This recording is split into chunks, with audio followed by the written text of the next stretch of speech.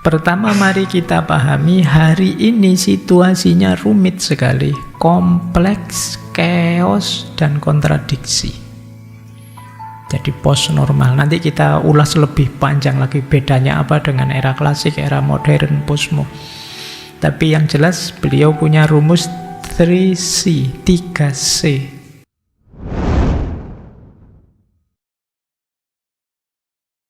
Bismillah, mari kita lanjut lagi belajar kita ya di tema bulan ini, yaitu memahami masa kini. Malam hari ini kita akan bertemu beliau, Ziauddin Sardar. Beliau ini mungkin bisa kita sebut filosof Muslim hari ini, kontemporer, masih aktif. Beliau kelahiran 51, kelahiran Pakistan, meskipun hidupnya di Inggris.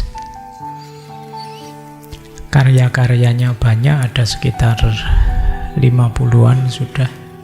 Sebagian besar bercorak tentang futurologi. Futurologi itu tentang masa depan, karena karya-karya beliau banyak membahas khususnya masa depan peradaban Islam.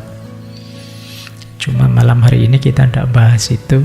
Kita membahas proyek terakhir beliau belakangan yang beliau aktif di situ, namanya Post Normal Times. Jadi beberapa tahun terakhir beliau menggeluti isu ini. Nanti teman-teman boleh cek ya, ada webnya sendiri, ada buku-buku yang bisa di-download gratis tentang Post Normal Times ini. Silahkan, mungkin yang mahasiswa ingin bahas ini monggo. Kalau yang tentang sains Islam, tentang hubungan agama dan sains, tentang masa depan peradaban Islam dan lain sebagainya, itu banyak di tulisan-tulisan beliau sebelumnya. Nanti kalau ada waktu kita bahas itu. Cuma malam hari ini menyesuaikan tema kita, yaitu membaca, memahami masa kini. Kita ambil gagasan beliau tentang Post Normal Times. Baik ya, jadi itu. Ya enggak usah kaget, malam hari ini kita serius kuliah, belajar. Nanti mungkin bulan depan kita lebih santai lagi, tapi bulan ini serius ya, kita belajar tentang teori-teori. Baik, ini Post Normal Times ini berawal dari kegelisahan beliau melihat situasi hari ini, sama seperti tokoh-tokoh sebelumnya yang kita bahas sebelumnya. Oke ya, baik, mari kita mulai belajar. Ini mulainya agak telat karena isaknya juga agak malam, tapi tidak usah khawatir, selesainya saya pastikan on time. Ya, kalian tidak usah gelisah, tidak apa-apa. Mulainya telat berapapun tetap selesainya on time. Baik, kita mulai ya. Semoga sudah libur berapa hari sudah seger lagi. Jangan sebaliknya, Pak saya sudah libur 3 hari, sekarang capek Pak saya habis libur. Itu paradoknya orang modern mungkin ya. Liburan itu harusnya menyegarkan, tapi malah bikin capek.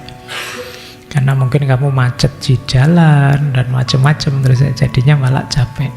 Harusnya kan libur itu menyegarkan, kamu jadi semangat lagi memulai hari baru. Tapi kadang-kadang kita habis libur malah tambah capek, tambah males, tambah besok sudah ke kampus lagi, besok sudah kerja lagi. Jadi itu paradoknya liburan. Makanya kalau ada yang bilang barang siapa yang kerjanya seperti liburan, dia bahagia, enggak juga. Karena liburan itu kadang ya bikin capek. Baik, kita mulai ya, bismillah. Tentang beliau boleh teman-teman nanti googling ya. Bagaimana karir akademik beliau, bagaimana karya-karya beliau bisa dicari online banyak. Malam hari ini kita fokus dulu ke post-normal times. Saya awali dari sini dulu ya, ini curhatan beliau tentang dirinya.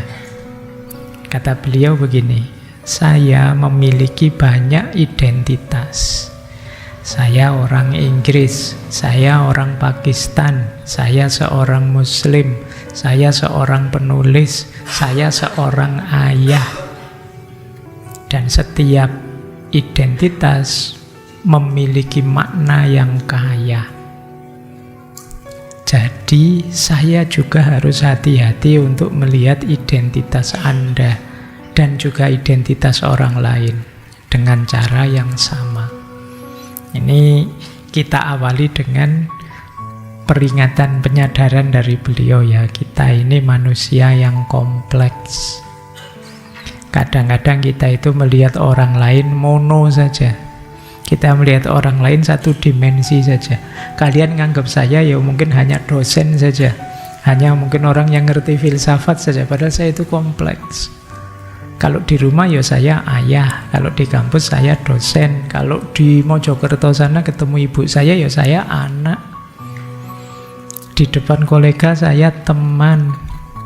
Di depan kalian sebenarnya saya juga ingin jadi teman saja. Jadi saya kompleks. Perspektifmu tentang aku itu pasti hanya melihat sebagian kecil dari diriku saja. Tidak seutuhnya. Apakah itu positif atau negatif, itu hanya bagian kecil dari diriku yang kalian lihat. Temanmu juga begitu, melihatmu, misalnya ada orang sebenci itu sama kamu, itu biasanya hanya melihat sebagian dari dirimu. Atau sesuka itu padamu, itu juga pasti hanya melihat sebagian dari dirimu, padahal kalian kompleks. Dari identitasnya saja sudah kompleks. Yo mahasiswa, yo anak muda, yo teman, yo adik, yo kakak, yo anak, yo mungkin Pak Le, Pak D, statusmu banyak.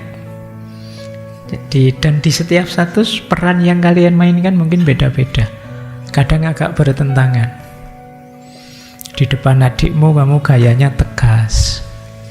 Nanti di depan orang tuamu kamu gayanya jadi anak soleh. Di depan temanmu kamu aslinya keluar, mursal. Nanti di depan pacare pencitraan, macam-macam. Kalau ada yang tanya aslinya mana, ya semuanya asli. Kenapa? Karena identitasmu memang kompleks. Maka kata beliau, ya seperti itulah saya akan memperlakukan orang lain. Hati-hati, tidak judgmental, tidak senang menghakimi. Karena pasti kalian akan memotong orang sesuai sudut pandangmu. Ya tidak apa-apa kamu pahami seseorang begini atau begitu, plus kesadaran bahwa pemahamanku pasti tidak sama persis dengan kenyataan dirinya apa adanya. Itu saya awali dari sini ya, biar karena kadang-kadang kita melihat orang lain itu serba menghakimi. Apakah itu secara positif atau secara negatif? Tapi beliau menasihati kita, ayo hati-hati. Ini mungkin nanti jadi bagian problem masa kini. Apalagi identitas kita kalau di media sosial itu sudah tidak terhitung banyaknya sudah. Kadang-kadang kalian bergaya kritikus, komentator, apa itu komentari. Kadang-kadang kalian gaya koyok kiai, menasehati orang, mengingatkan, menyadarkan. Kadang kalian koyok wong api-api, oh semua dimarahi. Wah, orang Indonesia itu SDM-nya rendah. Lah, emangnya kamu sudah tinggi, boh? Kamu sudah sebaik itukah sampai ngejudge orang serendah itu? Baik. Kita mulai ya, ini mungkin nanti jadi bagian dari kegelisahan beliau tentang post-normal time. Jadi post-normal time itu ya sudah melampaui kenormalan. Ini sebenarnya zaman yang sudah tidak normal lagi.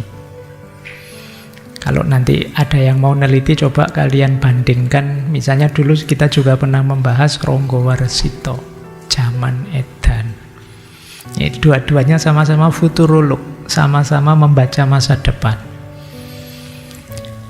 Nah, zaman edannya Ronggo Warsito itu mungkin mirip dengan post-normal times-nya Ziauddin Sardar ini. Cuma di Ziauddin Sardar kan yang dilihat memang masa kini, tapi kalau beliau yang Ronggo Warsito melihatnya zaman itu, zaman era ketika Indonesia belum berdiri.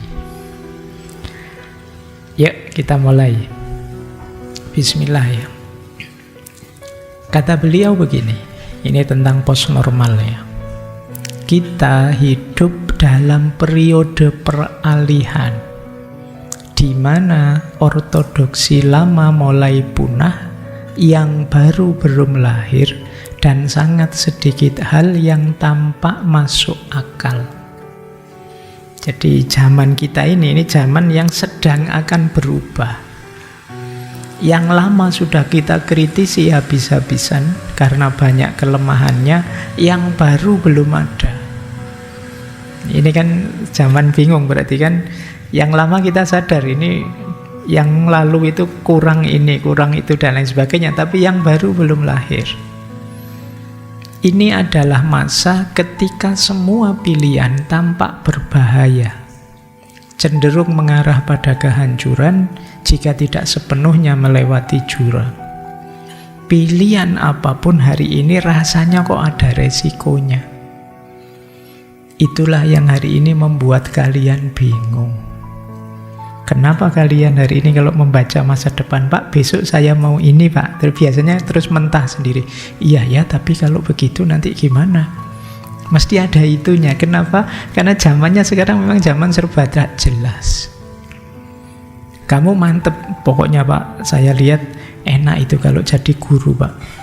Tapi jadi guru juga susah ya. Kemarin ada guru kok demo gajinya kecil, ada guru digugat wali murid, ada terus kamu, Anda jadi guru ndak enak. Ngomong, mungkin enak jadi politisi, tapi yuk kamu lihat contoh kok ya ndak positif. Mungkin enak jadi pilihan-pilihan yang mau kamu tetapkan itu kamu sudah tahu negatifnya, tapi kamu belum tahu gantinya yang lebih positif apa. Itu yang disebut zaman post normal. Jadi yang negatif yang lama kita tahu semua, cuma alternatif barunya apa. Jangan kaget kalau kalian baca berita-berita itu banyak sekali komentar-komentar kritis. Kritis itu kan luar biasa. Ini salah, ini keliru, ini ndak pas. Tapi yang barunya bagaimana? Itu bingung. Makanya kadang orang ngeritik terus kita, Mas sampean ngeritik saja, mbok yo tawarannya apa? Lah kok enak saya suruh mikir tawaran. Itu sebenarnya dia ndak tahu tawarannya apa. Dia bingung harus bagaimana. Karena memang zamannya zaman post normal. Banyak hal yang selama ini kita anggap normal, konvensional, dan ortodoks tidak lagi berlaku. Dunia itu sendiri kini menjadi tempat yang jauh lebih tidak pasti. Jadi kasih contoh kemudian beliau. Contohnya, hampir tidak ada negara yang politisi-politisinya dipercaya atau dihormati. Ini contoh pertama ini. Hari ini apa ada politisi dihormati? Pokoknya itu bahan bulianmu hari ini kan itu. Itu padahal mereka ini kan yang kamu kasih amanat ngurusi hidupmu di negara ini. Tapi tidak ada yang tenang. Tiap hari kamu seruduk, kamu serang, kamu bully. Dan itu tidak hanya di sini, di seluruh dunia. Jadi hampir tidak ada yang politisinya hidup tenang, itu semuanya jadi sasaran tembak. Jadi kita tidak percaya mereka. Jangankan pada manusia, pada alam pun kadang-kadang kita hari ini tidak percaya. Bahkan siklus cuaca tidak dapat dipercaya sekarang. Iya kan? Kamu tidak bisa ngeramal sekarang. Ini nanti sudah waktunya musim kemarau, Bapak tidak mungkin hujan. Hujan.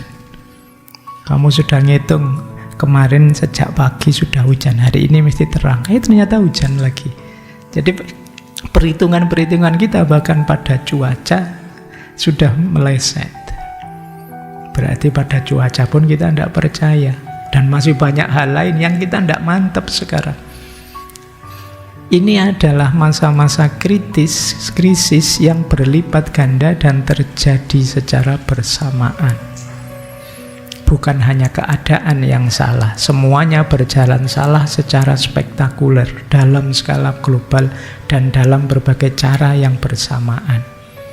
Pada akhirnya kita menemukan diri kita dalam situasi yang jauh dari normal dan kita telah memasuki wilayah post-normal.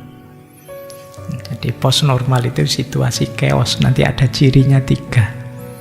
Tapi sekarang mari kita sadari, zamannya sekarang post-normal. Kata Ronggo Warsito dulu, ini sedang zaman edan. Kalau tidak kolo tido, ya kolo bendu. Kalau kolo bendu, alhamdulillah sebentar lagi kolo subuh. Hidup enak. Tapi kalau masih kolo tido, kamu harus siap-siap, karena sebentar lagi zaman kehancuran, namanya kolo bendu.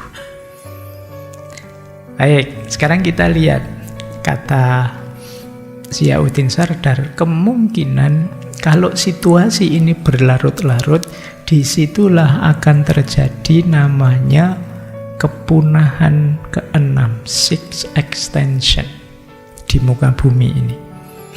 Jadi manusia sedang menghancurkan dirinya, sedang merancang kepunahannya sendiri. Nanti di buku itu beliau menjelaskan ada beberapa sejarah kepunahan. Mungkin teman-teman pernah membaca-baca tentang ini ya. Jadi tentang usia bumi dan terjadinya kepunahan demi kepunahan. Dalam catatan beliau ya, kalau ini manusia benar yang melakukan, berarti kepunahan fase ke-6, sixth extinction. Sebelumnya bumi sudah mengalami 5 kali punah. Ini menarik ya, silakan kalian kaji. Kepunahan pertama 444 juta tahun yang lalu.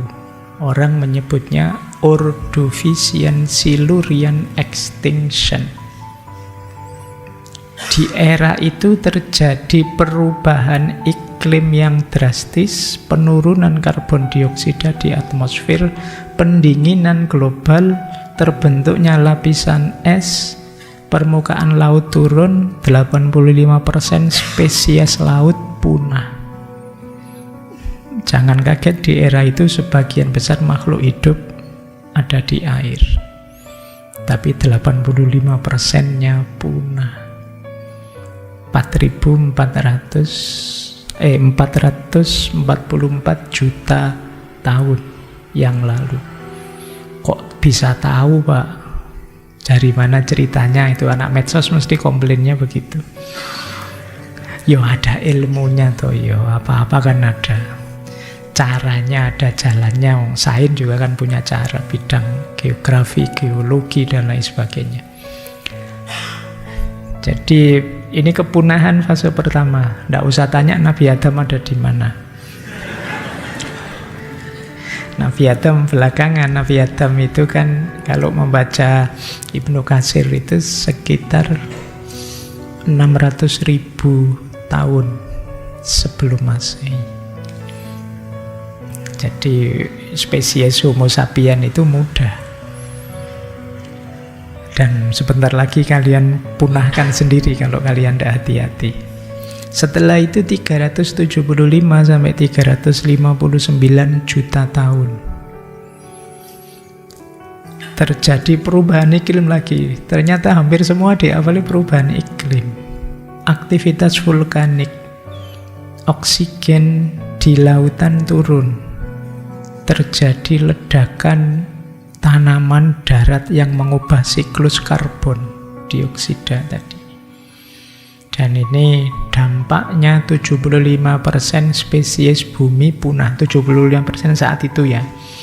Jangan Pak, tadi kan sudah 85, ini 75 lagi ya, 75 sisanya. Habis.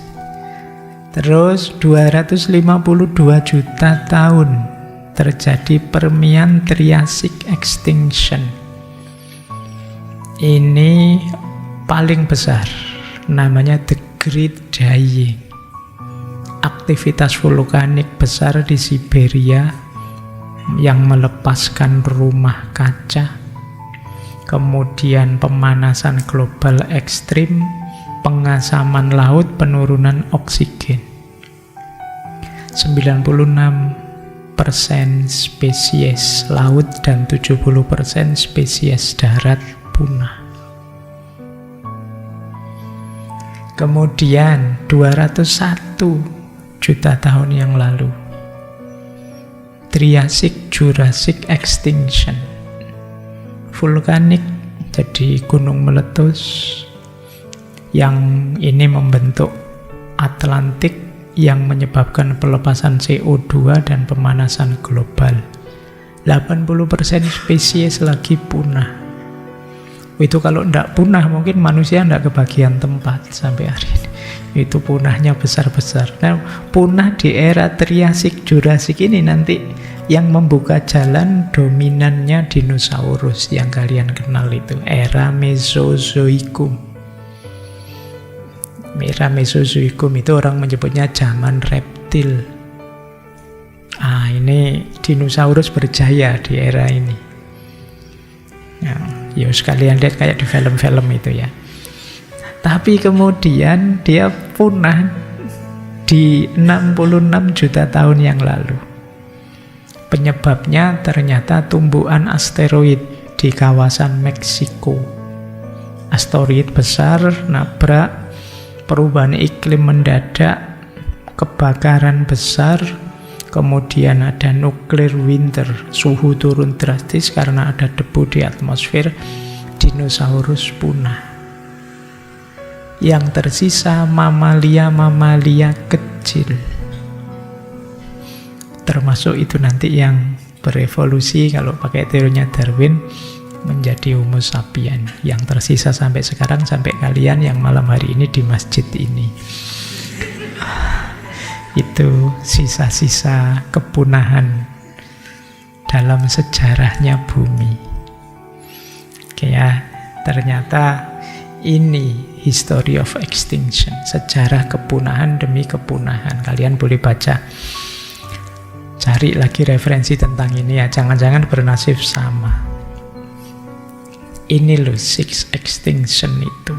Jadi six extinction itu kepunahan ke-6 kalinya di bumi. Yang ini karena manusia. Kalau tadi kan sebagian besar alami, ini manusia.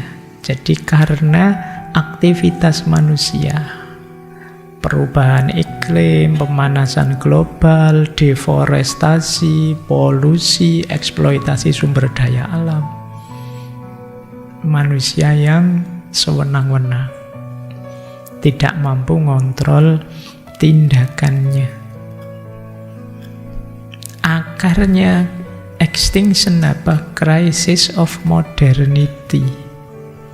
Krisis modernitas, paradigma modern yang fokusnya hanya eksploitasi ekonomi dan teknologi. Jadi yang dilihat hanya 3 ya, eksploitasi sumber daya alam, ekonomi yang tanpa batas, teknologi yang tidak ramah lingkungan. Ini nanti akan jadi akar kepunahan kita. Cirinya apa? Antroposen katastrof. Katastrof itu bencana malapetaka. Antroposen itu satu masa, satu era di mana manusia ini dominan. Manusialah yang membawa dampak besar. Jadi hari ini kan manusia itu kuncinya di bumi ini, yang melakukan apa saja ya manusia. Jadi ini era ketika manusia dominan, sama dulu kayak ketika dinosaurus dominan kan sama itu ya. Sekarang manusia yang dominan. Nah sekarang manusia yang dominan itu nanti dialah yang menghadirkan bencana. Itu yang disebut antroposen katastrofik. Jadi bencana akibat ulah manusia. Akarnya apa? Collapse of balance. Jadi ya bukan berarti manusia itu tidak boleh memanfaatkan alam, tidak boleh mengembangkan teknologi atau menginginkan pertumbuhan ekonomi, tapi keywordnya ada di ketidakseimbangan. Jadi kita tidak ngerti batas, kita tidak tahu kapan harus ngerem. Kita ngegas terus, ingin enak terus. Tidak mau puasa sebentar demi tidak punah. Alhamdulillah sama agama kita disuruh puasa. Nanti 2 bulan lagi itu mungkin melatih jiwa kita biar sadar kapan saatnya ngerem. Paling tidak untuk menunda kepunahan kita. Biar kita tahu hidup ini tidak cuma tentang ngegas, tapi juga penting buat kita ngerem. Baik, jadi ini gambaran awal ya betapa kita sedang menghadapi satu situasi yang kalau tidak hati-hati tidak sekedar hidup sulit, tapi habis kita. Kalau sulit kan nanti dicari solusinya, tapi kalau selesai punah itu sudah selesai. Baik, ini kalau tidak hati-hati efeknya ke sini. Maka pertama-tama kata Sartor, mari kita sadari ada 3 karakteristik era masa kini yang dikenal sebagai post-normal tadi.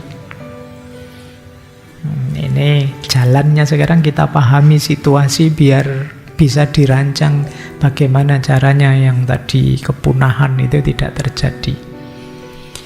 Pertama, mari kita pahami hari ini situasinya rumit sekali, kompleks, chaos, dan kontradiksi.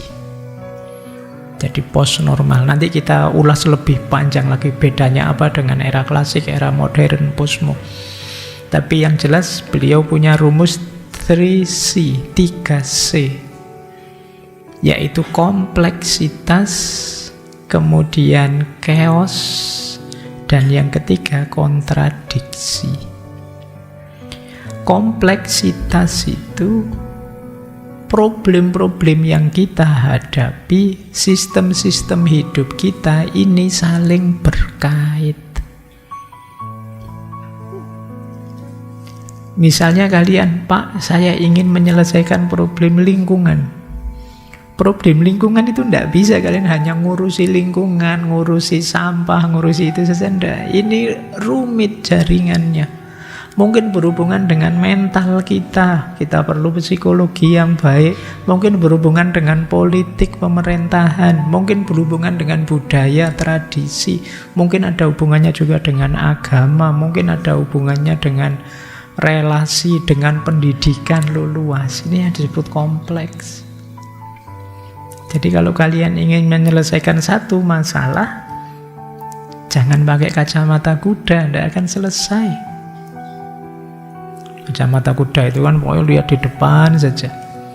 Kayak kuda itu kan memang dikasih kacamata, dia lihatnya di depan, dia tidak bisa lirik-lirik kiri kanan. Kalau dia bisa lirik-lirik kiri kanan, yang ngusir susah itu. Tiba-tiba dia tertarik apa di kanan, di kiri, disuruh pokoknya lurus saja sesuai maunya yang nyetir.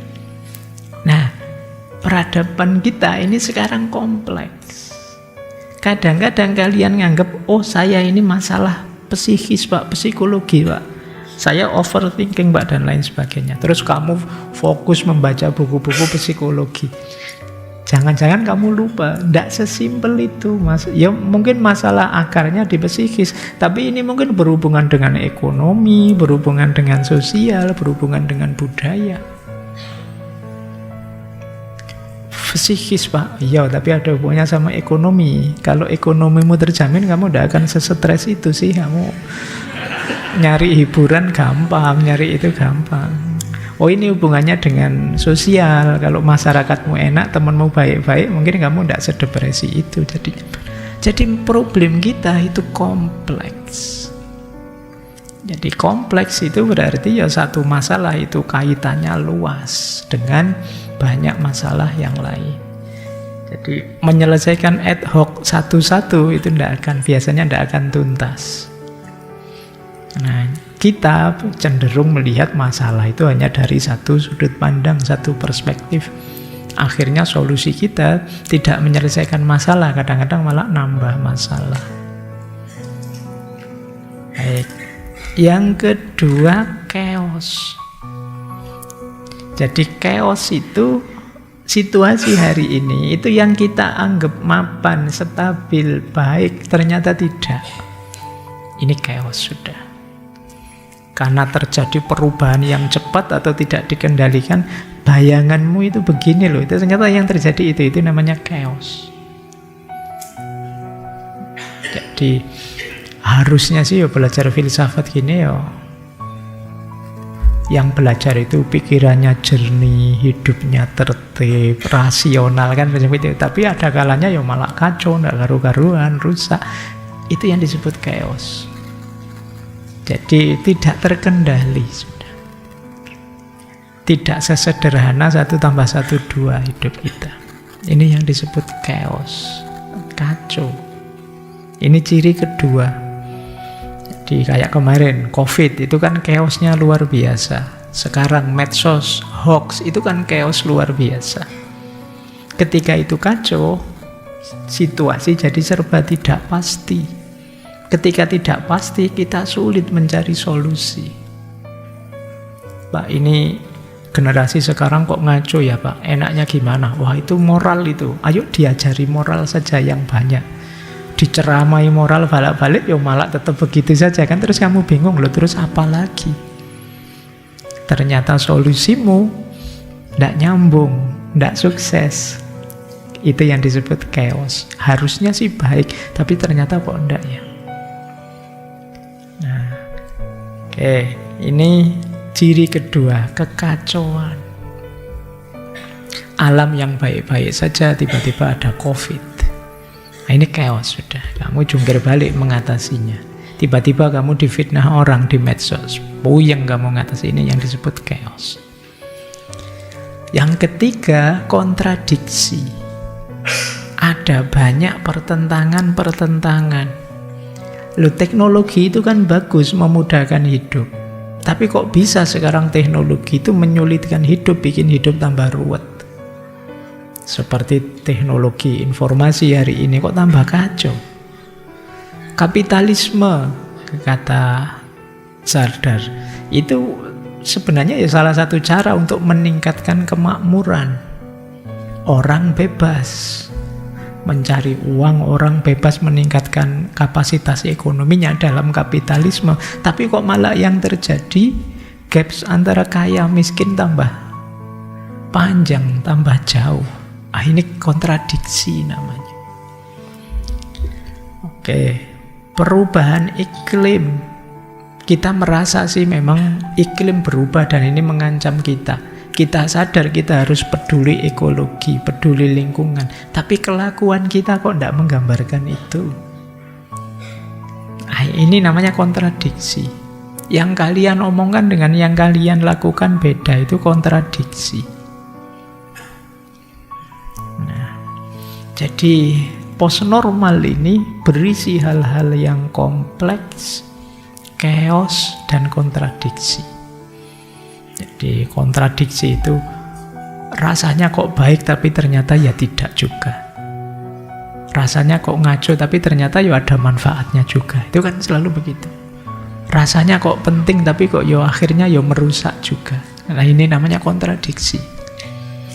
Jadi hidup ternyata tidak sesimpel bayangan kita. Makanya seperti di yang Culhan minggu lalu ya, jangan mudah terpesona oleh narasi-narasi tunggal seperti kamu pasti bisa, hidup ini pasti mudah. Apa sih yang kita tidak bisa kalau mau belajar? Iya itu. Kamu nanti kejebak sendiri loh di situ. Nanti kamu jadi depresi kan. Lu wong katanya Pak Guru saya pasti bisa, kok tidak bisa-bisa ini. Kan terus kamu stres gara-gara itu. Ya, baik. Saya kapan itu ada kajian, ada pertanyaan menarik begini. Pak, katanya Al-Quran itu kan barang siapa banyak berzikir, ingat Allah, hidupnya jadi tenang. Saya banyak zikir Pak, insya Allah saya banyak ingat Allah, tapi kok tidak tenang ya Pak? Saya banyak masalah Pak. Masalahmu apa saja? Saya banyak hutang Pak, kena pinjol. Saya lah iya udah hutang pinjol, kejerat pinjol ya, dipikir sampai berapapun ya tetap stres kamu. Kemudian orang tua marah-marah karena kuliah tidak selesai-selesai. Kemudian saya baru putus, jadi saya itu masalahmu sebesar itu, dan ternyata apa Al-Quran yang salah? Al-Quran tidak salah, hidupmu yang salah. Jadi kamu yang salah menjalankan hidup. Baik, ya zikir yang bagaimana dulu? Zikir itu kan ada syarat, rukun, adab, pengkondisian dulu sebelum tiba-tiba ingat Allah. Kalau sekedar ingat saja ya tidak akan ketemu dengan hasil tatmainnul qulubnya. Ingat yang bagaimana, didahului syarat apa dulu, kemudian bagaimana kemudian menyikapi zikir itu sendiri setelah dilakukan. Baik, ya kapan-kapan semoga ada waktu bahas itu. Tapi yang jelas hidup tidak sesimpel satu teori atau dua teori yang kalian pahami. Hidup ini kompleks, bahkan chaos, bahkan kontradiksi. Lanjut ya. Terus faktanya apa? Situasi post normal itu, di situ pakai istilah dampaknya apa? Coba kita lihat ya, hampir di semua bidang ada masalah. Sains misalnya, kita membanggakan sains, ilmu pengetahuan. Ternyata kata Sardar, banyak fakta hari ini ternyata yang kita sebut sains, ilmu pengetahuan juga seringkali tidak seobjektif yang dikatakan, tidak netral juga. Teknologi berkembang pesat, tapi kehidupan, kualitas hidup manusia tidak meningkat. Moralitas tambah anjlok. Harusnya orang itu tambah pintar, tambah baik, ternyata faktanya tidak begitu. Sains ternyata juga seringkali jadi alat untuk kepentingan-kepentingan. Nah, ini yang disebut post normal. Jadi tidak selinier yang kita bayangkan. Kita kan sering, pokoknya kalau kita menguasai sains, hidup kita basisnya ilmu pengetahuan, pasti beres, kualitas hidup kita meningkat. Ternyata tidak sesederhana itu hidup ini, tidak sesimpel itu. Ada banyak mungkin negara-negara yang secara sains, secara ilmu pengetahuan luar biasa pada zamannya, tapi dia runtuh juga pada akhirnya. Kemudian politik dan ekonomi. Hari ini kita gelisah oleh disinformasi, kita gelisah oleh politik yang populis, hanya ingin pencitraan, menyenangkan orang banyak. Kita pontang-panting oleh media, kita gelisah oleh kondisi ekonomi yang terpenetrasi oleh situasi global dan lain sebagainya. Ada masalah. Sosial budaya juga banyak. Kita digelisahkan pertemuan antara tradisi dan modernitas, antara lokalitas dan globalisasi. Identitas kita yang tambah rumit, tambah ruwet. Kita sulit sekarang mengenali aku yang asli itu yang bagaimana.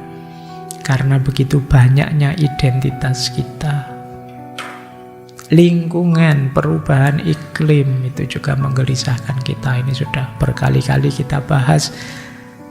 Kita tahu problem-problemnya, cuma kita belum sadar untuk ikut andil dalam mengatasinya. Ini tidak saya jelaskan detail, kalian ngalami sendiri hari ini situasi post normal itu. Inilah yang oleh Sardar disebut buahnya 3C tadi. Jadi kompleksitas, kemudian chaos, dan kontradiksi. Jadi kalau ada yang tanya hidup ini bagaimana saat ini, hidup saat ini adalah hidup yang kompleks, rumit, yang chaos, serba kacau dan serba kontradiksi. Jadi kontradiksi itu mungkin kalian kaget, dalam diri orang yang kalian anggap baik ternyata jeleknya juga luar biasa. Dalam diri orang yang kalian anggap lembut misalnya ternyata kadang-kadang bisa kasar juga. Dalam hal yang positif kalian temukan negatifnya, dalam hal yang negatif kadang-kadang muncul positifnya, dan itulah situasi hari ini yang oleh Ronggo Warsito dulu disebut menangi zaman edan. Itu memang membingungkan. Mau ikut edan kok yo ndak berani, mosok harus jadi edan. Tapi kalau ndak edan ndak kebagian apa-apa. Kamu milih mana? Opo edan saja, sudahlah Pak, yang penting kebagian. Salah ndak apa-apa, dosa ndak apa-apa, yang penting besok tobat kan beres. Atau mungkin prinsipmu itu, ya meskipun kata Ronggo Warsito, seuntung apapun orang yang edan, tetap lebih untung orang yang eling lan waspada. Orang yang tetap sadar tentang dirinya. Baik. Ini problem. Terus, nah, beliau kalau tadi 3C, sekarang 3T, 3T, T itu tomorrow, masa depan. Dengan situasi seperti tadi, kira-kira di masa depan apa yang akan terjadi? Menurut Sardar, yang terjadi itu satu di antara tiga. Kalau bukan extended present, pasti familiar future atau unthought future. Jadi Pak, besok ada apa ini? Makanya beliau disebut futurolog, meramalkan masa depan. Besok itu bisa jenisnya extended present. Extended present itu masa kini yang diperpanjang. Sekarang zaman bingung, sekarang zaman rumit, sekarang zaman susah. Tapi kan kita bisa kuat Pak, bisa bertahan Pak. Sudahlah, kita jalan saja seperti ini, tidak apa-apa. Tidak usah mikir terlalu jauh nyari solusi ini, solusi itu. Tidak apa-apa, sudah jalan saja seperti ini. Nah, masa depan ya tetap sama. Kalau tadi kita sebut hari ini zaman edan, tidak apa-apa Pak, ngedan lama-lama juga tidak masalah. Jadi kita bertahan dalam kegilaan. Kita bertahan dalam post normal. Ini namanya extended present. Jadi masa depan adalah perpanjangan masa kini. Jadi kayak kalian dulu misalnya jadi mahasiswa baru, kamu membayangkan Pak, 4 tahun lagi saya lulus jadi sarjana. Sekarang mahasiswa. Nah, begitu 4 tahun kok belum lulus Pak? Ini perpanjangan dari mahasiswa Pak. Nah, itu yang disebut extended present. Dulu begitu, sekarang kok masih begitu? Kok tidak berubah? Ya tidak, ini sebenarnya perpanjangan saja dari dulu. Ada orang-orang yang ya sudah nyaman dengan situasi itu. Mungkin manusia itu kan punya daya adaptasi yang hebat. Mungkin dia mampu menanggung beban post normal tadi. Ya pada akhirnya ya tetap tidak berubah, tidak apa-apa, toh aku kuat. Kalau semula ketergantungan ya tetap ini ketergantungan. Tiap hari kita mungkin mengkritik kapitalisme, tapi ya buktinya kita bisa menikmatinya ya, sampai besok ya kita nikmati terus. Extended present. Jadi masa kini yang diperpanjang. Jadi edan yang tidak selesai-selesai. Kalau sekarang edan, besok edan lagi, perpanjangan keedanan kita. Dunia berjalan dengan pola lama tanpa perubahan atau perbaikan. Atau familiar future. Familiar future itu masa depan akan berubah sesuai bayangan kita sebelumnya. Ini familiar future. Kalau kayak gini terus, pasti nanti kira-kira 10-20 tahun lagi ini kita hancur, Pak. Atau ini kalau kayak gini terus, ini 10-20 tahun lagi kita lebih tangguh, Pak. Kita mungkin bisa menemukan solusi dari ini, terus kita mencapai itu. Nah, ini namanya familiar future. Sardar di bukunya mencontohkan familiar future itu banyak, misalnya kita lihat di film-film. Di familiar future. Zaman dulu mungkin ada film tentang taksi yang bisa terbang. Sekarang ada beneran taksi yang bisa terbang itu misalnya. Ini namanya familiar future. Di bayangan kita dulu bisa begitu, sekarang bisa beneran ternyata. Familiar future. Besok itu bahkan mobil itu tidak perlu ada supirnya, dia bisa jalan sendiri kan. Dulu saya zaman kecil itu mikir begitu. Ternyata sekarang ada beneran. Ini familiar future, ketemu mobil seperti itu saya tidak kaget. Ya dulu pernah bayangkan loh, ternyata ada beneran ya. Mungkin telepon genggam yang bisa dibawa kemana-mana hari ini, itu mungkin dulu hanya bayangan saja. Yang bisa berhubungan wireless tanpa kabel dulu kan hanya orang-orang sakti itu, pakai telepati. Kamu tak kasih pesan dalam hati, kamu langsung paham itu telepati. Dan banyak orang pesimis, wah tidak bisa, saya tidak sakti. Tapi sekarang bisa ternyata. Mungkin orang membayangkan, wah telepon ini kalau bisa dibawa kemana-mana enak. Dan bisa beneran. Ini familiar future. Jadi masa depan itu ada kalanya statis saja, ya extended future, ada kalanya familiar future. Sudah kita bayangkan sebelumnya. Meskipun tentu saja pembayangan itu ada kalanya positif, ada kalanya negatif. Narasi kita tentang masa depan itu kan bisa positif, bisa negatif. Kayak tadi misalnya saya gambarkan, wah ini sebentar lagi punah, ini manusia hancur. Itu termasuk narasi yang negatif, yang pesimis. Istilahnya distopia. Distopia itu lawannya utopia. Kalau utopia kan impian-impian besar. Kalau distopia lawannya, sudahlah kita hancur, sudah kita habis, sudah tidak ada harapan lagi. Jadi di masa depan kita tamat, the end. Bani Adam selesai. Nah ini namanya narasi pesimis. Kalau besok begitu beneran, ya kita tidak kaget. Kenapa? Familiar future. Kita sudah meramalkannya. Jadi tidak perlu menunggu faktanya. Dari fakta hari ini bisa diramalkan besok. Makanya kadang-kadang ada orang itu yang, kalau tidak ada faktanya saya tidak percaya. Loh, ada banyak hal yang tidak ada faktanya tapi bisa disimpulkan. Tidak perlu kamu lihat langsung, bisa dikira, paling besok begini, itu bisa. Misalnya kalian ada teman yang sama pacarnya kebablasan, tiap malam nginep di hotel, terus kamu bilang gini, itu paling 2-3 bulan lagi hamil kamu. Loh, fakta hamilnya kan tidak saya lihat, tapi saya bisa meramalkan apa yang terjadi besok. Jadi tidak selalu harus saya lihat faktanya, tapi dari data hari ini bisa saya simpulkan apa yang terjadi nanti. Itu yang dilakukan oleh para futurolog seperti Sardar ini. Jadi tidak harus kemudian dia ngerti ilmu masa depan weruh sadurunge winarah, tidak begitu. Melihat gejala hari ini menyimpulkan untuk besok.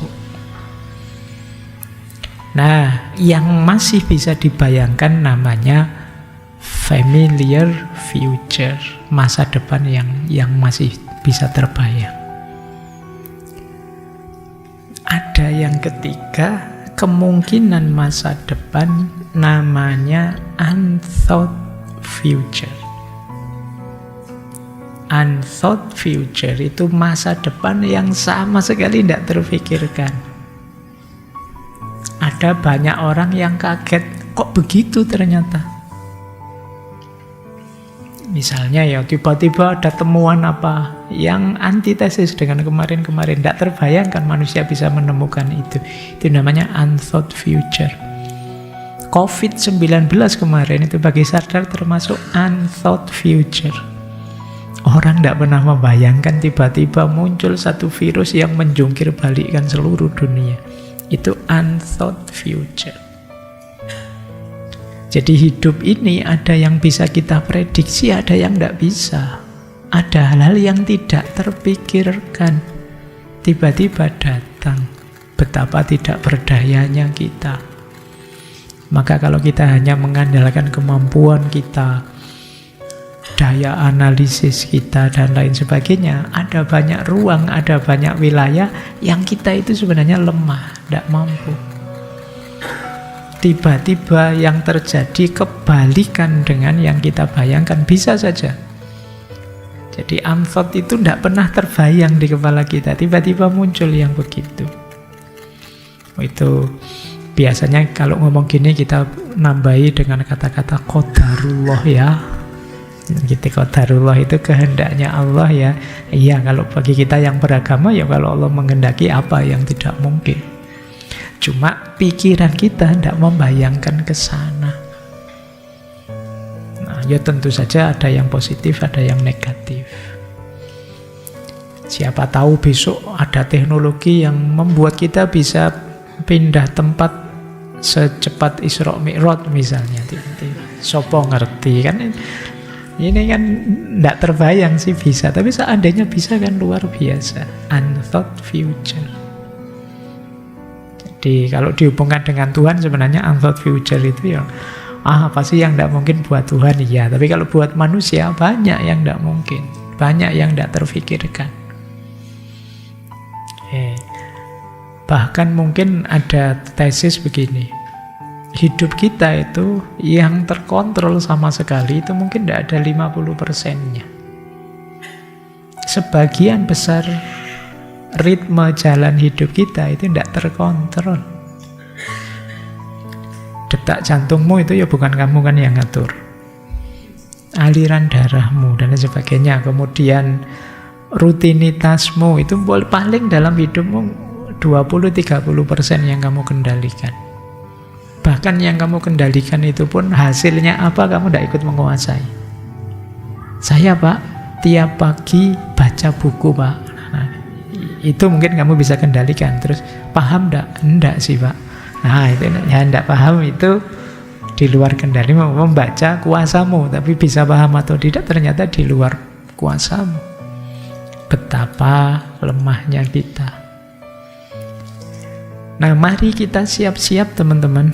Ini sebenarnya teori tentang masa depan ini menyuruh kita untuk siap-siap. Masa depan bisa jenisnya extended present. Ya kayak gini-gini aja sih. Kalau sekarang kamu bisa, besok pasti bisa lah. Atau familiar future, seperti yang kamu bayangkan.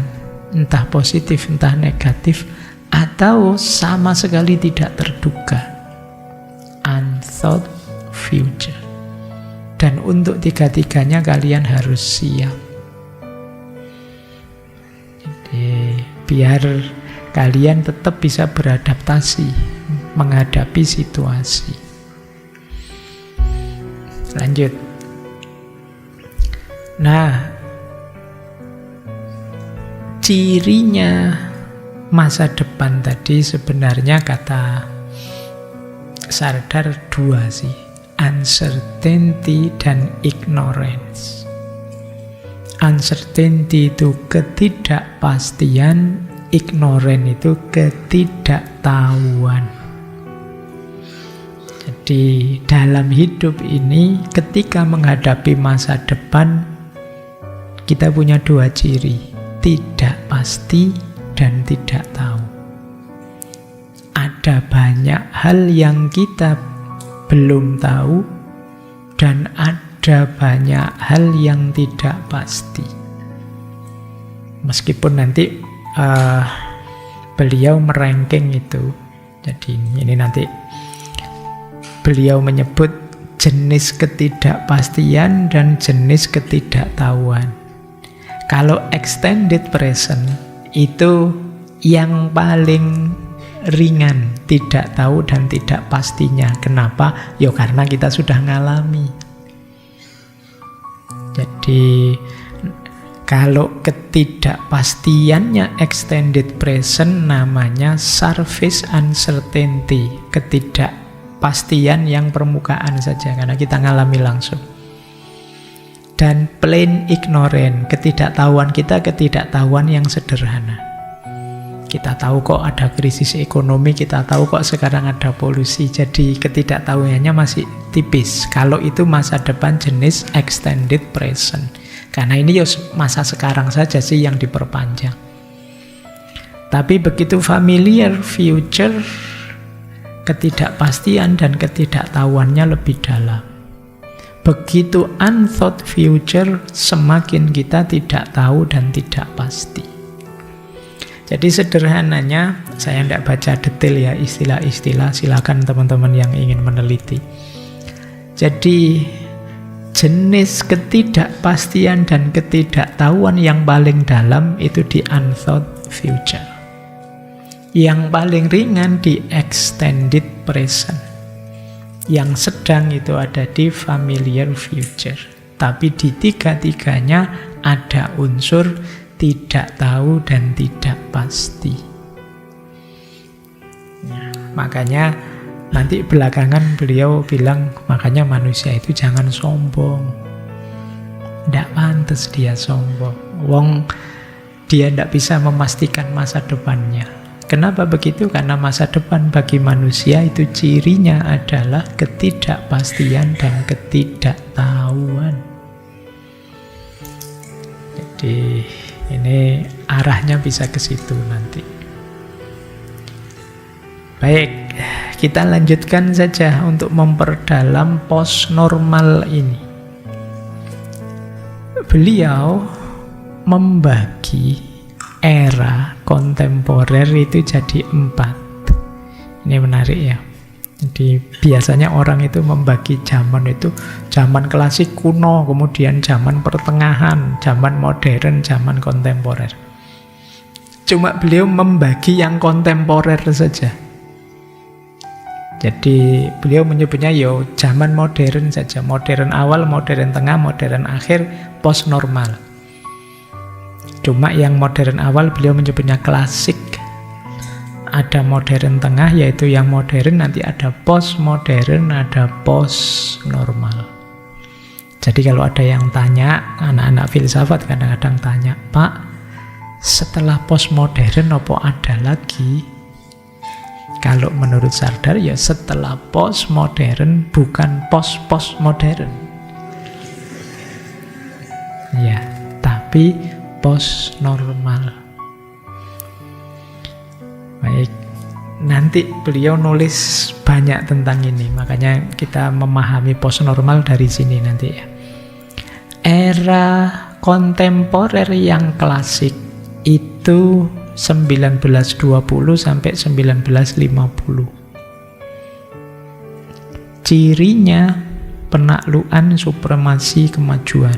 Manusia yang sedang gandrung-gandrungnya dengan sains dan penguasaan alam. Ini era klasik 1920-1950. Kemudian era modern 1950 sampai 1975. Itu cirinya modernisasi, kemajuan, efisiensi. Mulai macam-macam teknologi untuk memudahkan hidup manusia. Era ini, TV, radio, telepon. Setelah itu 75 sampai 2005 postmodern. Nah, saya lahir di era ini. Kalau kalian mungkin generasimu ya 2000-an ke belakang, kalau kalian termasuk yang tidak normal. Ya. Kalian kan yang post normal itu 2005 ke belakang. Kalau saya kan 75 sampai 2005 itu. Kalau postmodern itu cirinya biasanya banyak kebenaran, banyak suara, pluralisme. Itu postmodern sudah. Pikiran-pikiran filosof postmodern itu arahnya menghargai pikiran yang lain, pendapat yang lain, toleransi, hidup bersama. Itu gaya postmodern. Nah, kita sekarang ada di era postnormal. Cirinya tadi loh, kompleksitas, kekacauan, kontradiksi. Ditambah ketidakpastian dan ketidaktahuan. Jadi 5 tadi sebenarnya keywordnya. 3C dan yang berhubungan dengan masa depan, ketidakpastian dan ketidaktahuan. Itulah cirinya postnormal. Jadi beliau punya pembagian era sendiri ya. Klasik, modern, postmodern, dan postnormal. Oke, sekarang kita pahami ini. Nanti ada banyak sekali uraian beliau tentang ini. Beliau nulis satu artikel khusus yang judulnya Artefak Postnormal. Tentang apa saja di era postnormal ini seperti apa. Baik, ini agak panjang nanti ya tentang ini. Siapkan nafasnya. Iya. Karena memang ini agak detail beliau. Ini bagian dari proyeknya beliau hari ini. Boleh ambil nafas dulu sebelum masuk ke sini.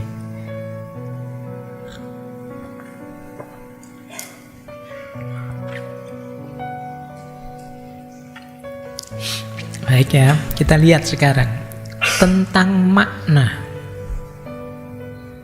Ada beda antara klasik, modern, postmodern, dan postnormal. Kalau era klasik 1920 sampai 50, teman-teman mungkin ingat ini ya. Aku berpikir maka aku ada. René Descartes. Tapi begitu masuk era modern, aku progres, aku maju maka aku ada.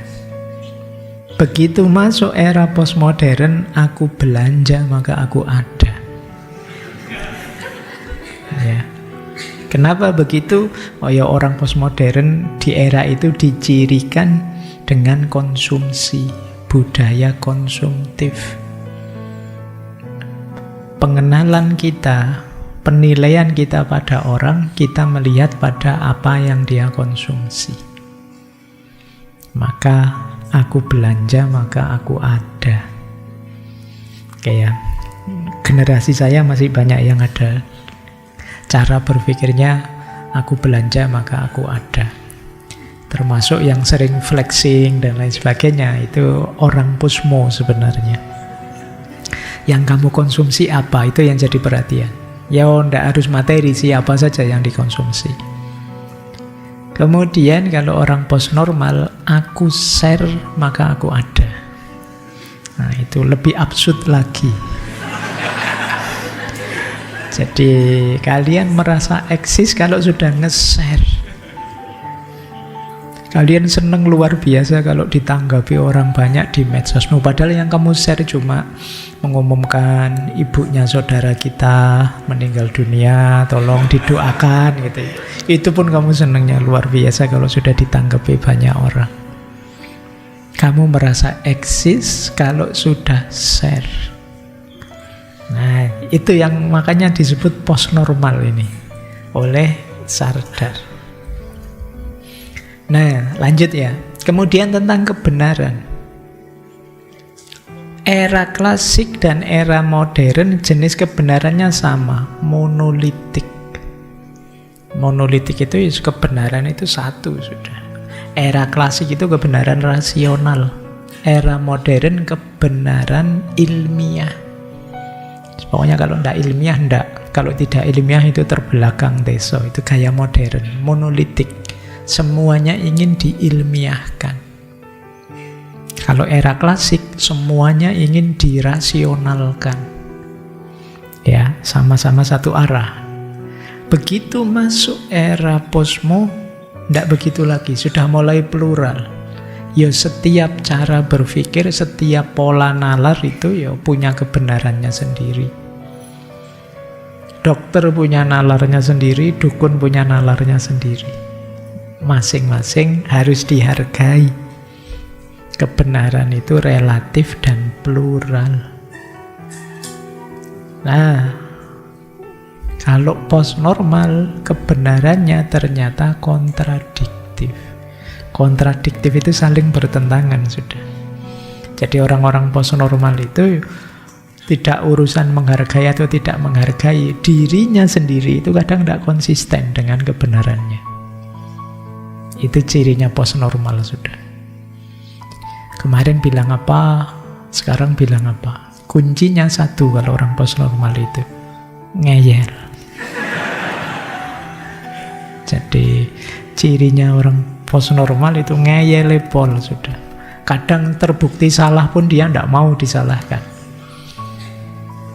Bahkan ketika dia sudah tidak berdaya, tidak punya alasan apa-apa pun, dia tetap ingin dianggap benar. Kan saya manusia.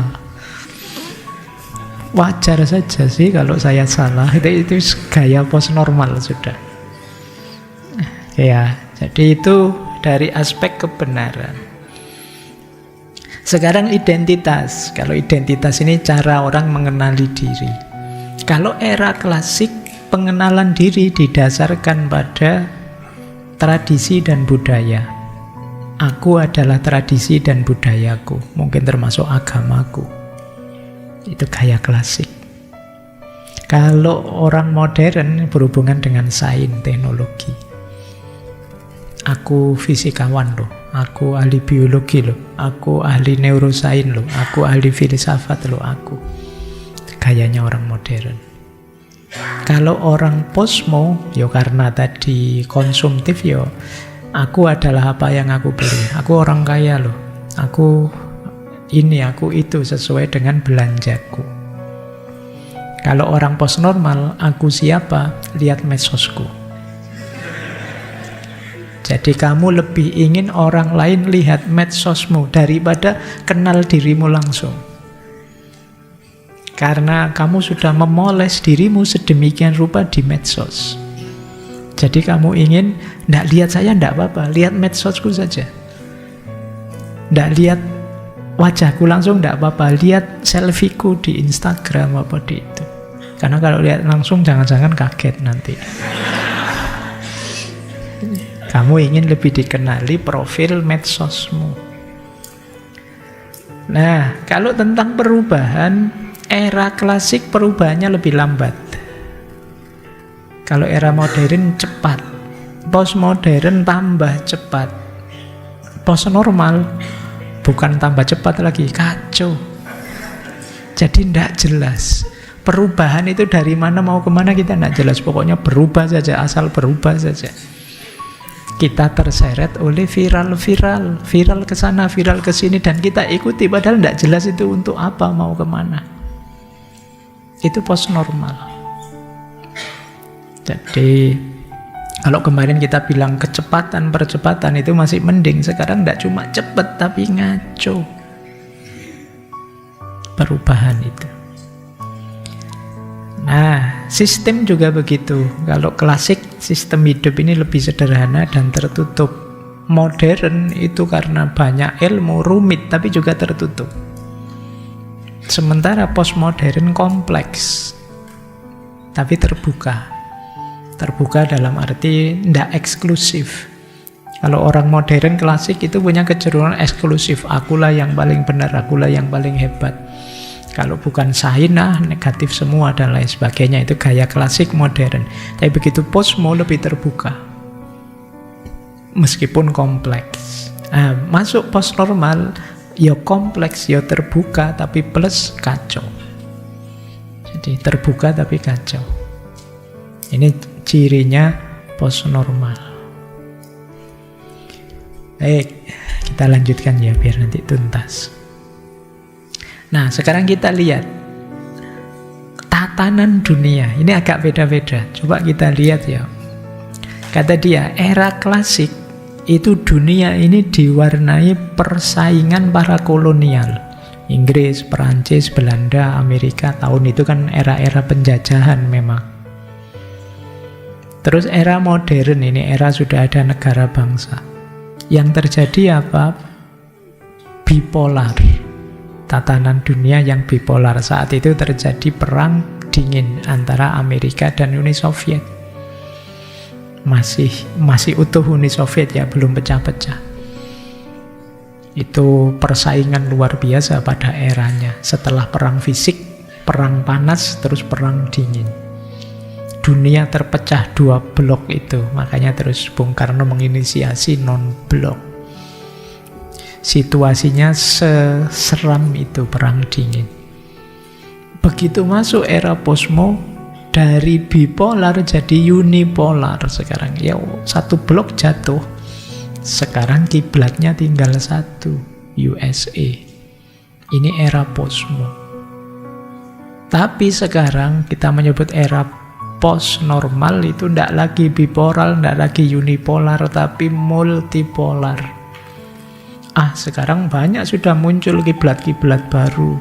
Selain Amerika ada Tiongkok, ada Rusia, ada Eropa, India, Brasil. Itu beliau yang nyebut ya, Sardar, bukan saya ya. Kamu tidak usah tanya, kok Indonesia tidak ada Pak? Ya, mungkin beliau punya pertimbangan sendiri. Bahkan Malaysia pun tidak disebut. Beliau pernah lama tinggal di Malaysia. Beliau sahabatnya Anwar Ibrahim. Tapi memang ini menyebut mungkin negara-negara yang punya pengaruh besar dalam hal tertentu. Oke, baik. Ini tatanan dunia. Pengetahuan juga begitu. Kalau era klasik, pengetahuan itu ya telaah rasional. Kalau era modern, metode ilmiah. Kalau era postmodern, yang disebut pengetahuan itu ya kesepakatan saja sih. Benar salah itu tergantung kita setuju atau tidak setuju, itu saja. Kalau saya tidak setuju berarti salah, kan itu aja. Kalau saya setuju berarti benar. Kebenaran sifatnya relatif. Simbolnya apa? Kata Sardar, Wikipedia. Jadi Wikipedia itu maksudnya apa? Kan siapa saja bisa bikin entry di situ. Sesuai perspektifnya, sesuai sudut pandangnya. Itulah pengetahuan era posmo. Nah, kalau post-normal beda lagi. Post-normal ini mirip dulu kita menyebut post-truth. Jadi pengetahuan itu melampaui fakta, melampaui kebenaran. Jadi fakta yang diperluas. Di orang biasanya, saya ingin menemukan kebenaran, saya ingin mencari kebenaran. Begitu masuk post normal, ayo kita bikin kebenaran. Ngapain nyari-nyari? Kebenaran adalah yang saya yakini benar, atau yang saya posisikan sebagai benar. Ini era post normal. Dan yuk kita mungkin sering seperti itu. Sains sekarang. Sains itu kata Sardar di era klasik itu pencarian kebenaran, tidak sekedar ilmu pengetahuan dengan metode ilmiah, tapi kebenaran apapun, dan itu dulu didanai oleh negara, termasuk filsafat. Era modern fokus pada metode ilmiah. Ya, metode ilmiah itu kan sebenarnya salah satu jenis pengetahuannya manusia. Jadi kalau kalian Pak, bedanya apa sih Pak pengetahuan dengan ilmu atau ilmu pengetahuan? Itu ya beda lah. Ilmu pengetahuan itu atau sains itu salah satu jenis pengetahuan.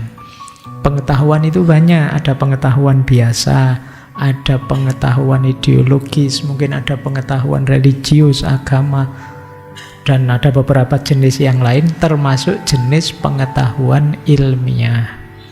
Pengetahuan ilmiah itu pengetahuan yang menggunakan metode ilmiah. Itu yang kita sebut ilmu.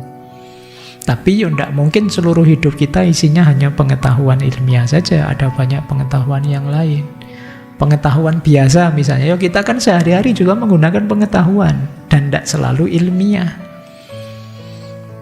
Dan memang mungkin tidak terlalu penting diuji dengan metode ilmiah, wong kita sudah biasa sih.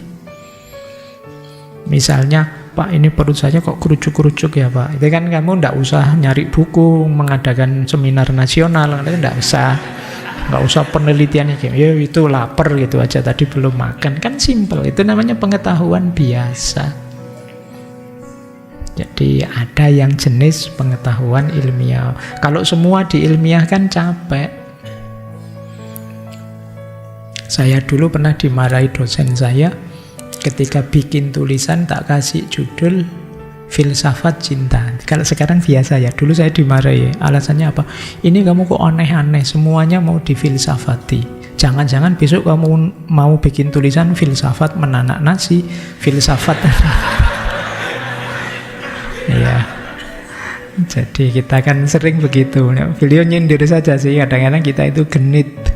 Jadi mentang-mentang bisa filsafat, semua mau difilsafati. Nanti mentang-mentang seneng sains, apa saja mau diilmiahkan. Ada banyak hal yang lebih indah kalau tidak diilmiahkan.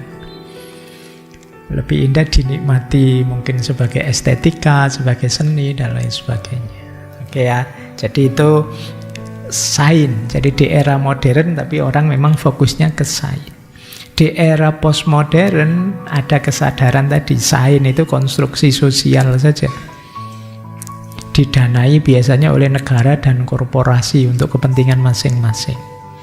Tapi begitu masuk post-normal, muncul fakta yang tidak pasti, nilai yang diperselisihkan, resiko yang tinggi, keputusan yang harus segera. Oh, ini mulai ada chaos di bidang sains. Nah, tapi ada dukungan besar dari korporasi-korporasi besar seperti Google, Microsoft, atau para filantropis yang menghibahkan uangnya untuk sains banyak dengan kepentingannya masing-masing. Jadi itu situasi sains. Teknologi juga beda. Kalau era klasik, teknologi itu menerapkan ilmu pengetahuan untuk memudahkan hidup. Kalau era modern beda lagi.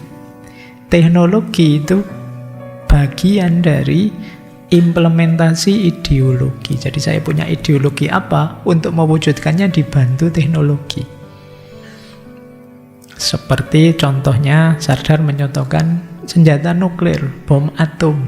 Nah, itu kan teknologi, tapi dibuat untuk mendukung ideologi pembuatnya.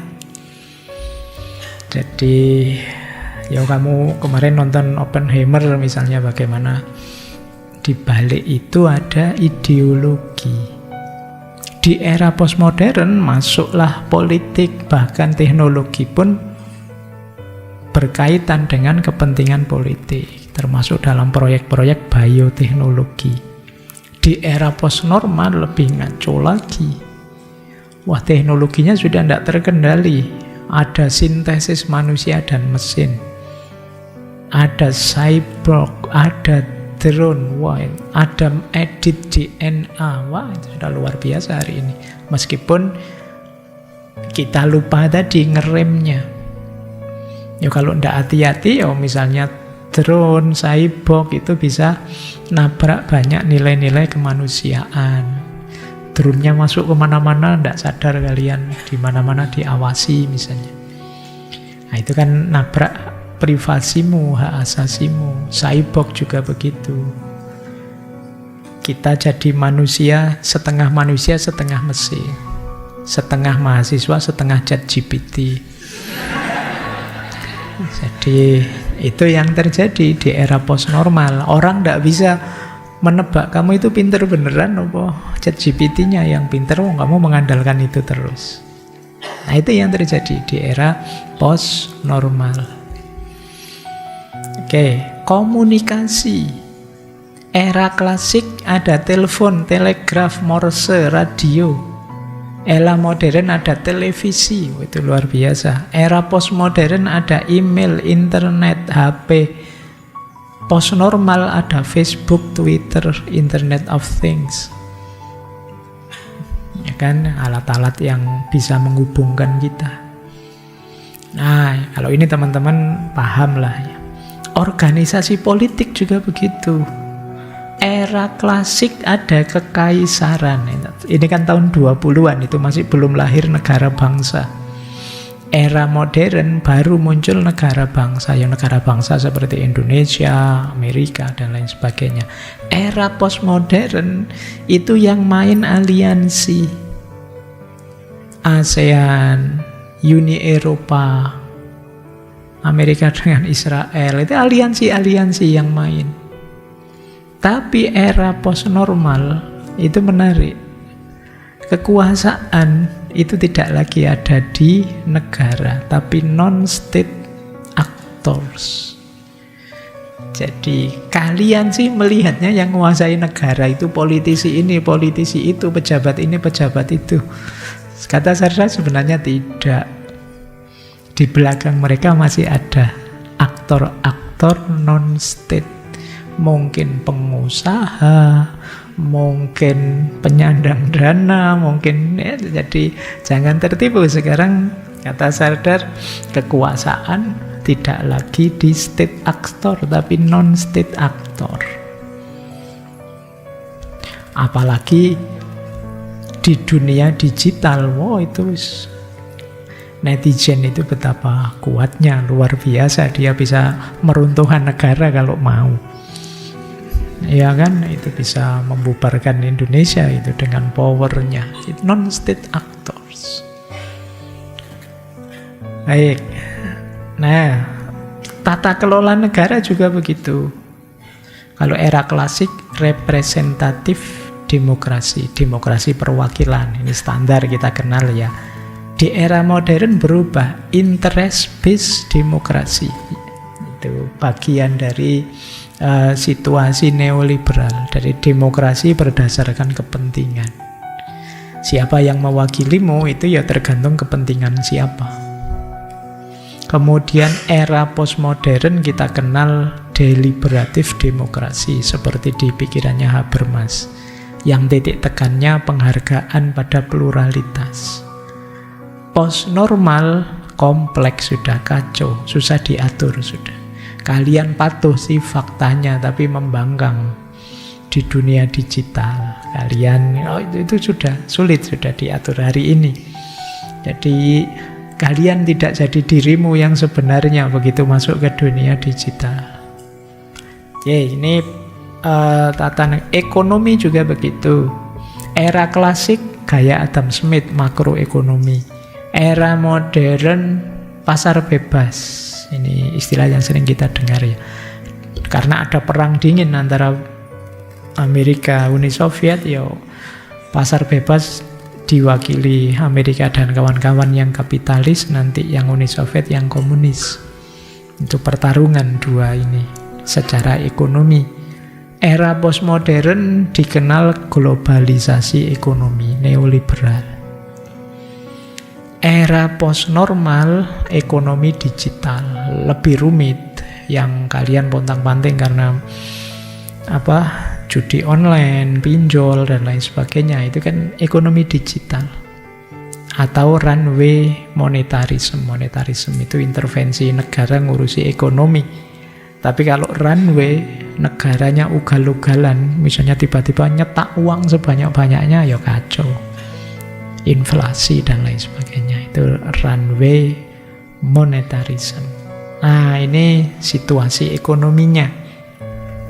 Kesehatan juga begitu, pengobatan. Era klasik tanpa antibiotik, pengobatan mungkin lebih sederhana. Begitu era modern, antibiotik, bedah, operasi, transplantasi itu sudah dikenal. Postmodern lebih canggih lagi. Pemantauan elektronik, sekarang apa-apa bisa dicek secara online. Microsurgery, operasi mikro, jaringan kecil-kecil sekarang bisa dioperasi, alatnya memungkinkan. Postnormal lebih canggih lagi, ada remote surgery, operasi jarak jauh. Sekarang kan sudah mulai ada robot yang bisa ngoperasi. Jadi kalian misalnya bedah jantung misalnya, yo dioperasi robot. Ya mungkin lebih presisi. Kalau manusia bisa gemeteran, bisa stres, depresi, ngamuk, kecapean itu. Tapi kalau mesin enggak. Kalau mesin kan lebih presisi. Asal input sumber dayanya pas ya. Jangan sampai sudah terlanjur bedah, listriknya mati.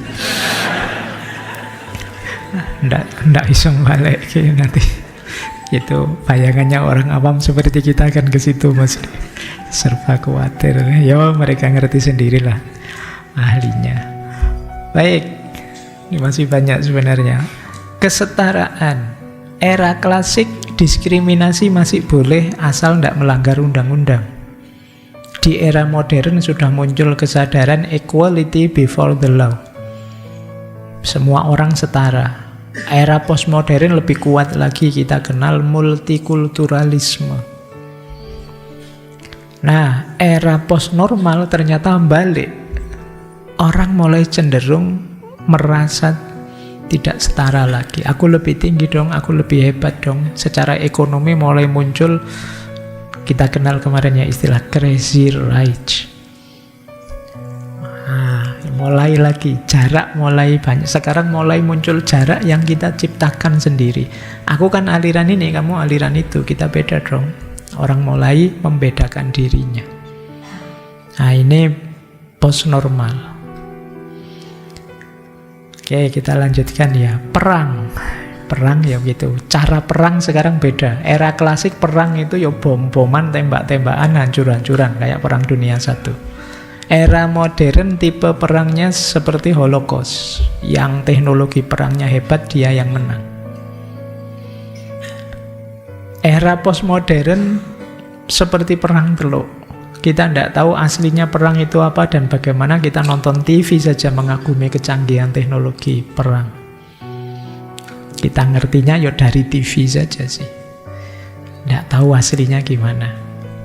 Nah, era post-normal, perang itu ya perang drone, perang cyber, robot militer, jadi hancur-hancuran tapi ya jarak jauh semua.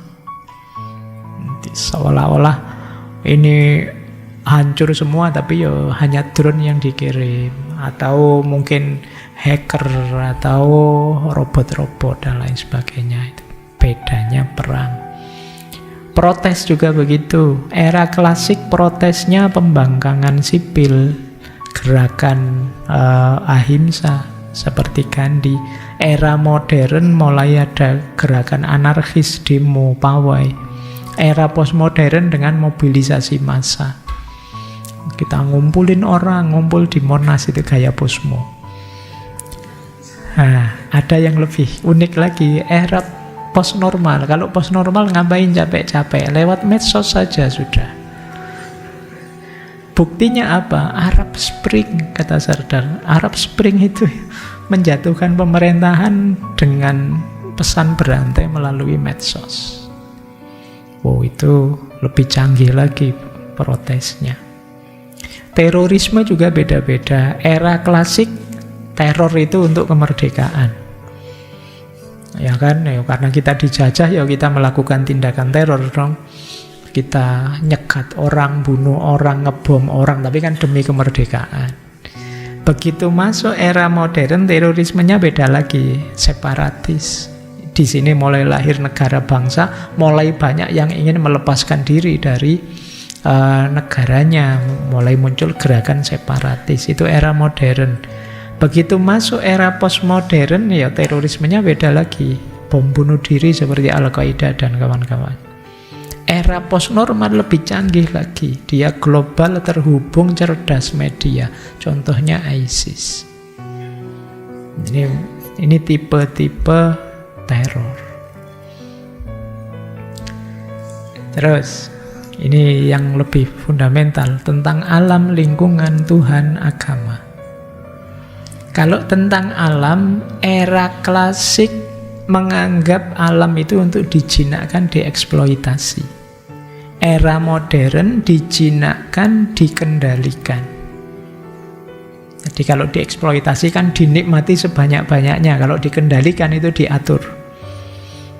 Ini boleh tumbuh, ini jangan tumbuh. Ini dibiarkan saja, ini dibatasi saja. Itu orang modern sudah. Begitu postmodern muncul konstruksi-konstruksi sosial, kelompok-kelompok pecinta alam, politik-politik peduli lingkungan dan lain sebagainya. Ini era posmo. Era postnormal mulai tidak teratur, mulai liar, perubahan iklim tidak terkendali, banyak spesies lenyap. Lingkungan juga begitu. Era klasik lingkungan relatif lebih sehat. Begitu masuk modern, banyak industri, polusi di mana-mana. Masuk era postmodern, toksik, racun di mana-mana. Era postnormal hancur sudah, katastrofik. Hari ini sudah lingkungan kita sudah sangat tidak sehat dalam berbagai aspeknya. Tentang Tuhan, ini juga menarik. Era klasik, ya Tuhan itu ada di mana-mana. Kapanpun dan dimanapun ada Tuhan. Era modern macam-macam. Ada yang bilang Tuhan adalah kebenaran, ada yang bilang Tuhan sudah mati, dan lain sebagainya. Ini Nietzsche. Era postmodern, mulai tadi postmodern itu kan menghargai semua pikiran, semua gagasan.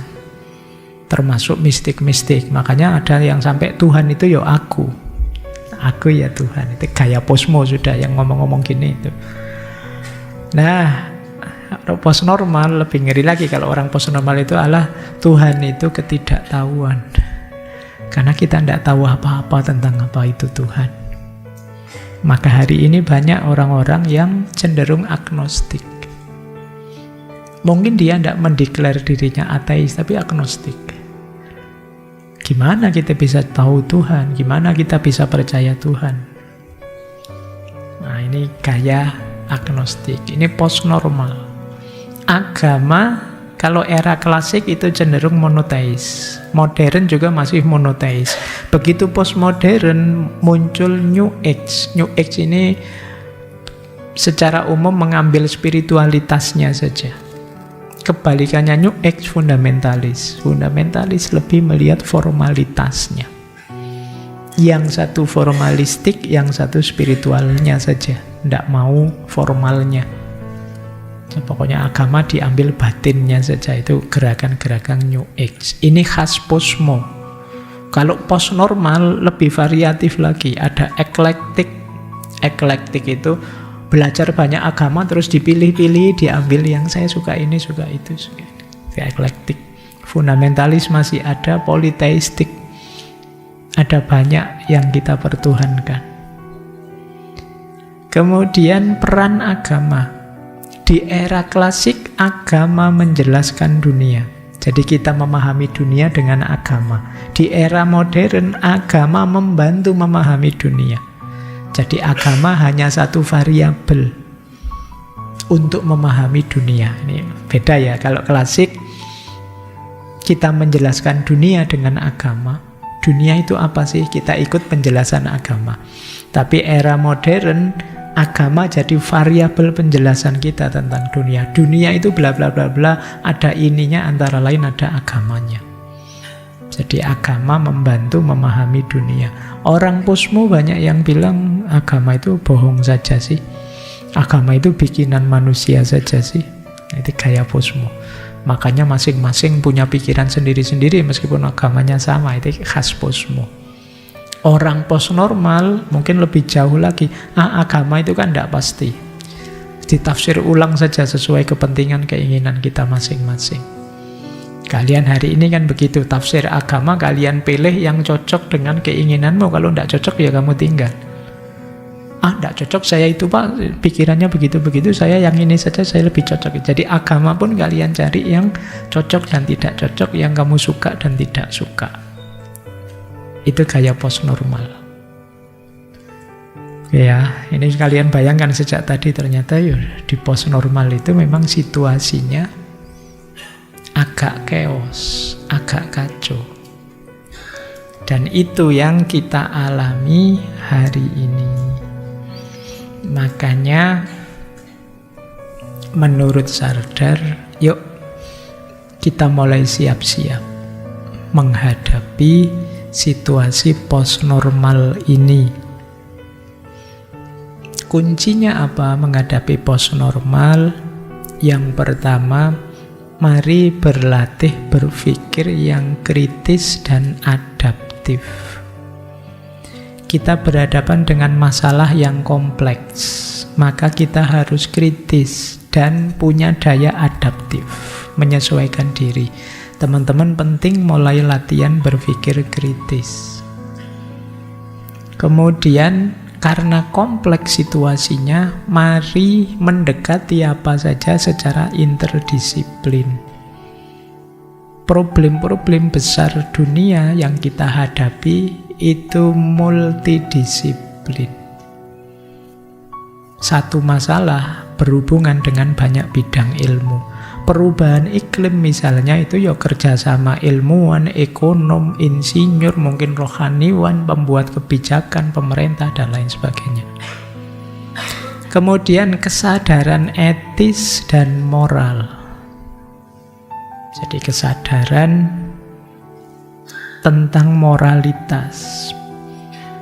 Mungkin ada banyak hal baru, mungkin ada perubahan-perubahan, tapi tetap jangan kehilangan kendali moralmu. Ikuti perkembangan, tapi tetap bertahan dengan nilai-nilai kemanusiaan. Kata Sunan Kalijaga, angeli ananging ora keli. Kemudian jangan merasa hebat sendirian, kita terbatas. Kita harus terbuka, berkolaborasi, bekerja sama dengan siapa saja. Karena ini problem besar. Sendirian kita tidak akan mampu. Bersama-sama baru kita bisa. Jadi ini kuncinya. Nah, terakhir, etik yang penting untuk post-normal menurut Sardar itu 3. Yang pertama, kerendahan hati, humility. Yang kedua, kesederhanaan, simplicity. Dan yang ketiga, akuntabilitas, accountability. Kerendah hatian berarti mari kita sadari kita, pengetahuan kita itu terbatas, kekuatan kita terbatas. Kita tidak selalu benar. Kita harus terbuka untuk belajar terus dan berkolaborasi dengan yang lain. Humility lawannya kesombongan. Jadi untuk menyelesaikan problem hari ini tetap kita harus jadi pribadi yang rendah hati. Yang kedua, simplicity, kesederhanaan. Mari hidup sederhana yang seimbang, jangan berlebihan. Ini kunci sudah. Kalau kita tidak berlebihan, lebih ringan nanti menyelesaikan masalah-masalah. Kalau kita sendiri hidupnya tidak terkontrol, ya pada akhirnya kita hanya bagian dari masalah, bukan yang menyelesaikan masalah. Dan yang ketiga, tanggung jawab, akuntabilitas. Mari kita pastikan apapun yang kita lakukan itu bisa kita pertanggungjawabkan. Tidak merugikan orang lain, tidak merugikan lingkungan, tidak merugikan sesama kita.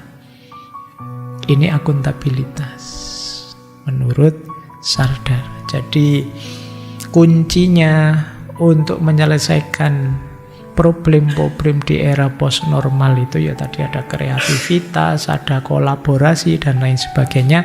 Jangan lupa etika, yaitu kerendahan hati, kesederhanaan, dan akuntabilitas.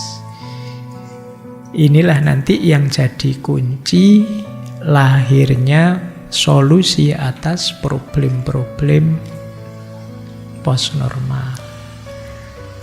Masih adakah? Terakhir.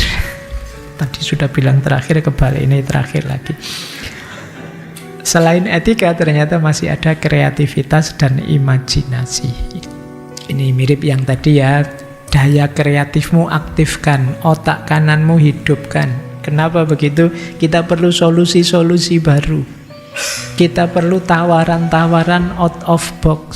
Kalau imajinasimu mati, kreativitasmu padam, hanya kritis saja, mungkin kamu hanya ketemu masalah saja, tidak bisa menyumbangkan solusi.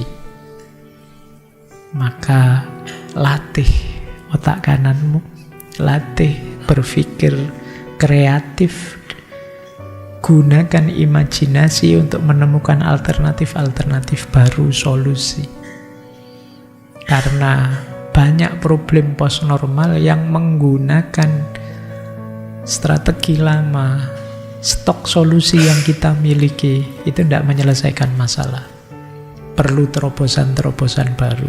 Di situ kreativitas dan imajinasi kita ditantang. Gimana ya sistem ekonomi yang menguntungkan semua seperti di kapitalisme, tapi gap antara kaya dan miskin tidak sepanjang itu. Itu namanya imajinasi kita main.